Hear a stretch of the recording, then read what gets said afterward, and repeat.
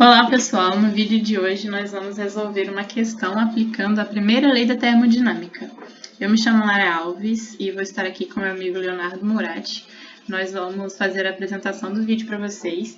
Somos alunos da disciplina de Físico-Química no período de 20.2, com o professor Paulo Rangel Rios. Somos estudantes de Engenharia Metalúrgica da Universidade Federal Fluminense de Volta Redonda. Antes de falar o enunciado do exercício, o exercício ele foi tirado da primeira lista de termodinâmica química do professor Luiz Antônio Batista, do período passado. E o enunciado dele diz o seguinte: as mudanças de fase observadas no manganês podem ser representadas como manganês na fase alfa, se transformando em manganês na fase beta com uma variação de temperatura. Da fase beta vai para a fase gama também com uma variação de temperatura.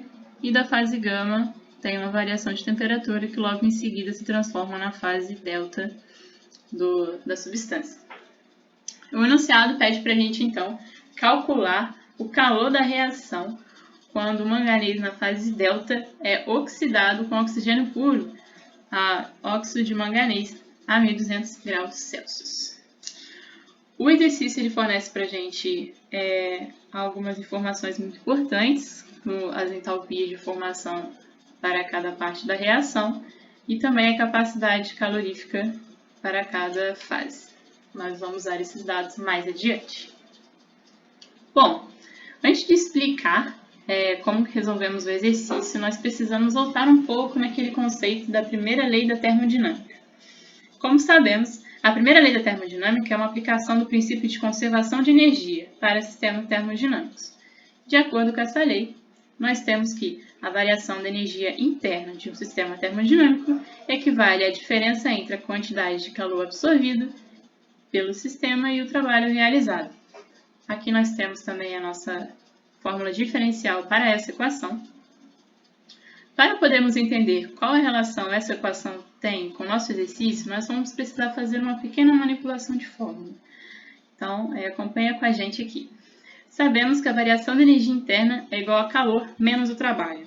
Ao analisar isso por um ponto de vista diferencial, nós temos essa equação e ao colocar em função de dQ, nós temos que dQ é du mais PdV. Para uma condição de pressão constante, nós temos que, por definição, a entalpia é igual à energia interna mais o PV. Com isso, colocando isso dentro da nossa fórmula, nós temos que a variação do calor é igual à variação de entalpia. Com isso, nós vamos entrar agora no conceito de capacidade calorífica para podermos calcular a entalpia nessas reações. Bom, no conceito de capacidade calorífica, se o objeto tem uma temperatura T1 e ele absorve uma quantidade de calor, a sua temperatura vai variar. Então, aqui nós temos que Cp, é uma pressão constante, claro, é igual a dρQ sobre dρT. Com isso, como nós sabemos que dQ é igual à variação de entalpia, nós podemos concluir que a variação de entalpia é igual ao meu Cp vezes a minha variação de temperatura. Escrevendo com uma forma de integral, nós temos que a variação da entalpia é igual a integral no caminho de T1 a T2 da variação do Cp vezes a variação de temperatura da minha equação. Bom, após entender esse conceito de entalpia, entender que para uma pressão constante nós podemos igualar a entalpia à nossa variação de calor, nós temos a equação que acabamos de ver. E, após definir isso, nós temos ao nosso lado a nossa equação de Kirchhoff para podermos utilizar nessas situações. Por quê? Nós estamos trabalhando a uma pressão constante e a entalpia é uma função de estado.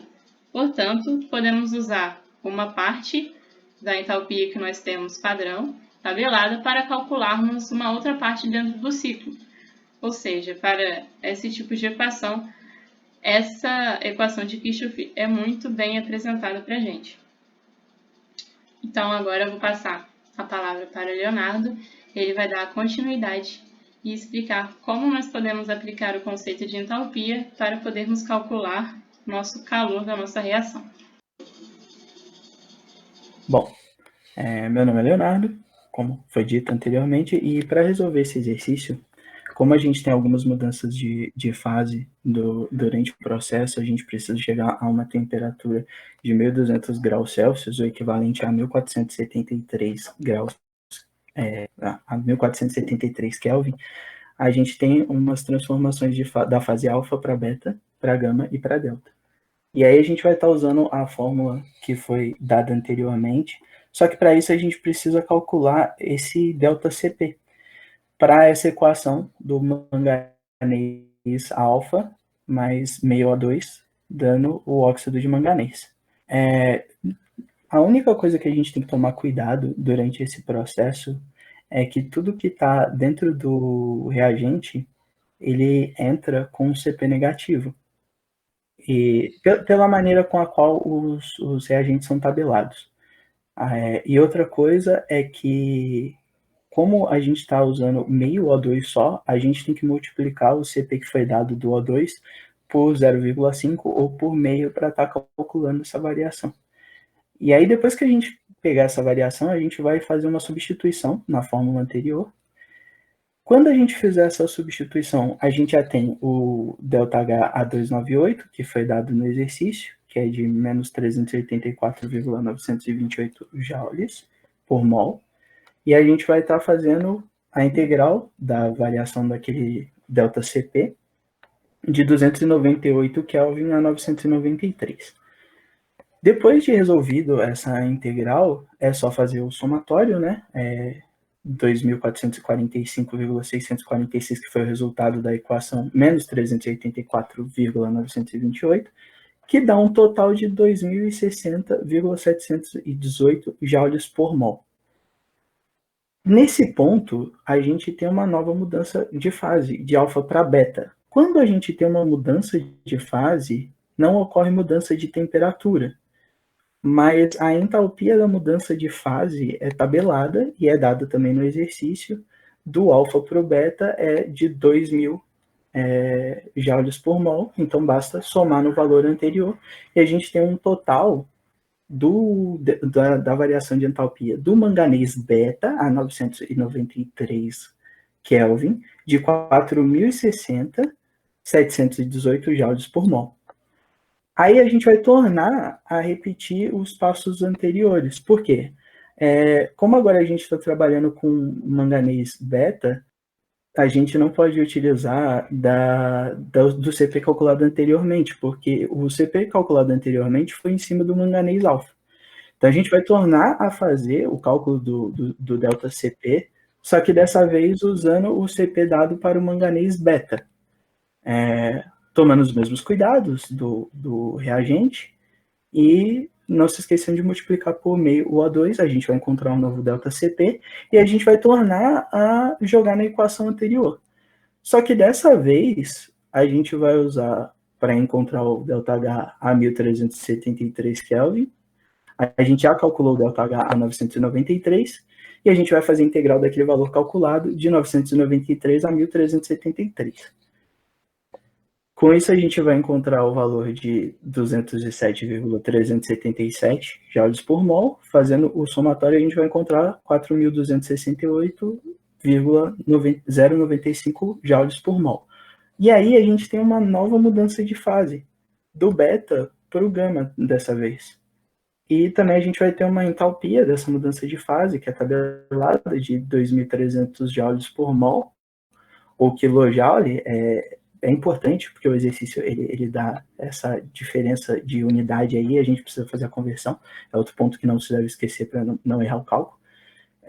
E aí a gente encontra, somando com o valor calculado anteriormente, de 6.568,095 joules por mol. A gente vai ter que tornar a calcular o CP, só que dessa vez utilizando o manganês, o CP do manganês gama, então, que também é tabelado pelo exercício, a gente vai estar resolvendo esse ΔCP e vai tornar a jogar na equação que foi definida lá no começo do exercício. Só que dessa vez a gente vai encontrar o A1409, que é onde vai ocorrer a transformação para delta, E a gente já calculou o a 1373 Kelvin, e a gente vai fazer essa integração do intervalo de 1373 a 1409. Resolvendo a integral, basta somar com o valor encontrado anteriormente, 6.568,095, menos 142,931, e a gente vai encontrar um valor de 6.425,164 joule por mol. É importante ressaltar aqui que a gente já tem uma mudança do comportamento nesse ponto. Você vê que a integral ela já deu um valor negativo, ou seja, ela está expelindo calor, é uma reação exotérmica nesse ponto. Bom, aí a gente tem uma nova mudança de fase do gama para o delta, o que tem uma variação de entalpia de 1.800 joules por mol. Aí basta somar, né, com o valor encontrado anteriormente de 6.425,164, mais os 1.800, dá 8.225,164 joules por mol, isso a entalpia do manganês na fase delta a 1.409 graus. Agora, faltou só um pequeno diferencialzinho do 1409 que a gente precisa calcular até o 1473. E como a gente está agora tratando de manganês delta, a gente precisa novamente recalcular o delta CP da equação nesse ponto. Então, basta lembrar assim, dos pontos citados anteriormente, da metade do CP do oxigênio e o valor negativo para os reagentes. E aí você tem esse ΔCP encontrado aí, basta jogar ele na fórmula, que a gente está usando desde o começo do problema, e o intervalo de temperatura de 1409 kelvins a 1473 kelvin. Fazendo essa integração, a gente vai encontrar o valor e vai somar com o valor calculado anteriormente, a 1409, de 8.225,164 menos 393,299, e a gente vai achar o ΔH a 1473 graus, a 1473 Kelvin, de 7.831,865 joules por mol. E aí, como a gente sabe que, por definição, a variação de entalpia é igual à variação de calor, e o exercício pede a variação de calor a essa temperatura, basta dizer que um é igual ao outro, então a variação de calor a 1473 Kelvin é igual a 7.831,865 joules por mol. Muito obrigado, esse foi o trabalho.